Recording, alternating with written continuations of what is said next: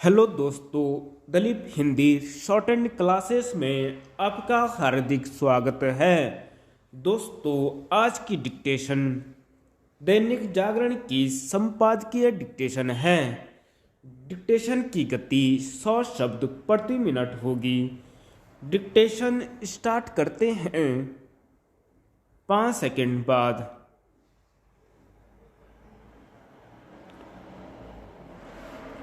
पुरानी पेंशन का वादा।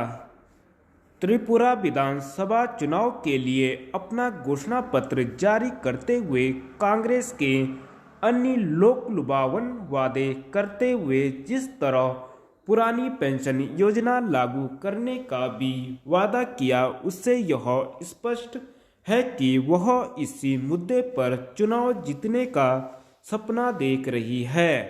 पता नहीं उसका यह सपना पूरा हो पाएगा या नहीं, लेकिन यह मानने के अच्छे भले कारण हैं कि वह इस नतीजे पर पहुंच गई है कि हिमाचल प्रदेश में पुरानी पेंशन योजना का वादा उसकी जीत में सहायक बना।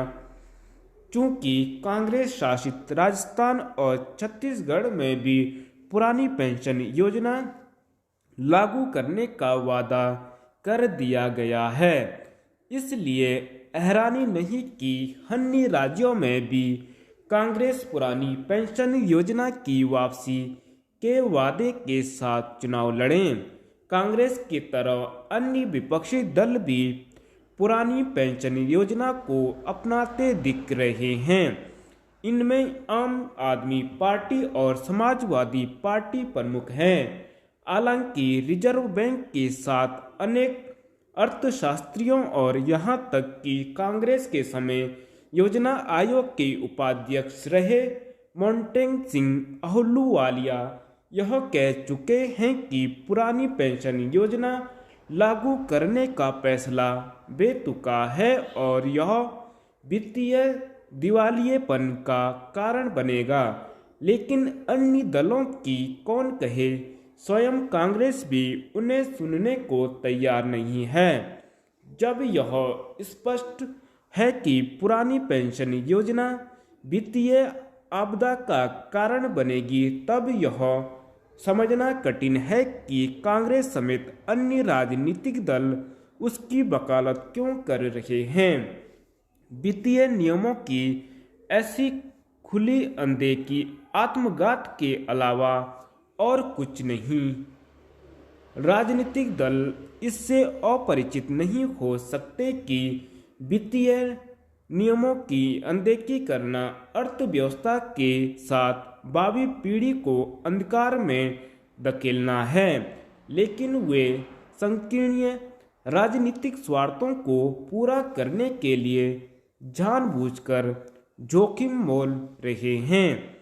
विडंबना यह है कि यह काम केंद्र सरकार की ओर से यह स्पष्ट किए जाने के बाद भी किया जा रहा है कि वह पुरानी पेंशन योजना लागू करने वाले राज्यों को वित्तीय सहयोग देने में सक्षम नहीं होगी और उन्हें उससे ऐसी कोई अपेक्षा भी नहीं रखनी चाहिए। इसकी भी अनदेखी नहीं की जा सकती कि जिन राज्यों ने पुरानी पेंशन योजना वापस लाने की घोषणा कर दी है, उन्हें यह समझ नहीं आ रहा है कि उसे जमीन पर उतारने के लिए आगे कैसे बढ़ें।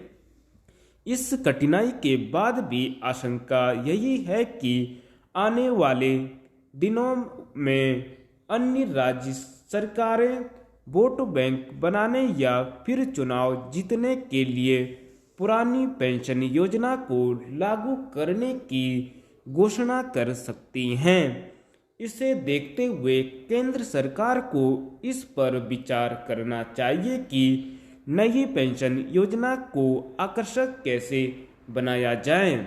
निसंदेह पुरानी पेंशन योजना वित्तीय रूप से सरकारी खजाने पर बोझ है, लेकिन यह भी सही है कि नई पेंशन योजना को उपयोगी बनाने की आवश्यकता है। चारधाम यात्रा की तैयारियां। चारधाम यात्रा शुरू होने में अभी लगभग पौने 3 महीने का वक्त है, पर सरकार इसकी तैयारियों को लेकर सक्रिय दिख रही है। जरूरी भी है समय रहते सभी तैयारियां पूरी कर ली जाएं। इससे यात्रा निर्विघ्न संपन्न कराने की चिंता काफी हद तक कम हो जाएगी। दरअसल यह यात्रा केवल तीर्थाटन नहीं, बल्कि धर्म संस्कृति के आदान प्रदान का सशक्त माध्यम भी है। प्रतिवर्ष लाखों श्रद्धालु चारधाम यात्रा के लिए उत्तराखंड आते हैं। पिछले साल यह संख्या रिकॉर्ड स्तर को छूते हुए 45 लाख के करीब पहुंच गई थी। राज्य सरकार का मानना है कि इस चारधाम यात्रा नया रिकॉर्ड बनाएगी।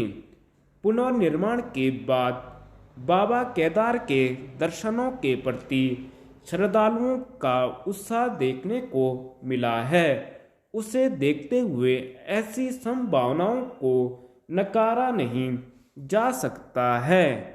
अलबत्ता जोशीमठ में भूदशाओं की घटनाओं के चलते बनी परिस्थितियों में बद्रीनाथ धाम की यात्रा पर प्रभाव पड़ने की आशंका जरूर जताई जा रही है। हालांकि राज्य सरकार जोर देकर यह बात कह रही है कि यात्रा से पहले समुचित व्यवस्था कर ली जाएगी। बद्रीनाथ धाम की यात्रा को प्रभावित नहीं होने दिया जाएगा। खैर, उस वक्त जैसी स्थितियां होंगी, निर्णय उसके अनुरूप लेना होगा।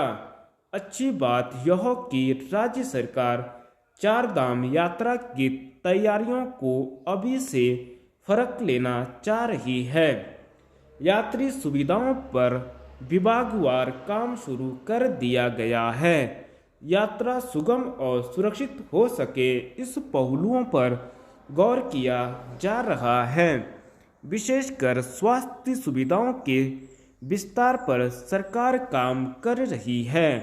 इस साल बद्रीनाथ और केदारनाथ धाम के निकट 50-50 बेड के अस्पताल बनाने की बात हो रही है। यह ठीक है, लेकिन यात्रा के दौरान स्वास्थ्य परीक्षण की अनिवार्यता को सख्ती से लागू किया जाना चाहिए। यह नहीं भूलना होगा कि चारधाम यात्रा के दौरान हृदयाघात के कारण कई श्रद्धालुओं को समय पर इलाज न मिलने के कारण जान गंवानी पड़ती है। धन्यवाद।